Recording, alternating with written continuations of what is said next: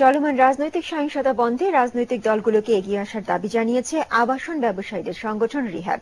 বিকেলে জাতীয় প্রেস ক্লাবে সংবাদ সম্মেলনে সংগঠনের নেতারা বলেন, রাজনৈতিক অস্থিরতা ও নাশকতায় আবাসন শিল্পে এ পর্যন্ত 792 কোটি টাকার ক্ষতি হয়েছে। পরিস্থিতি খারাপ হয় কেনা বেচা ও বকেয়া আদায় বন্ধ হওয়ার পথে। অনেক ব্যবসায়ী ব্যাংকের ঋণের কিস্তিও শোধ করতে পারছেন না। ক্রেতারাও উচ্চ সুদে ঋণ নিয়ে দিন কাটাচ্ছেন চরম অনিশ্চয়তায়।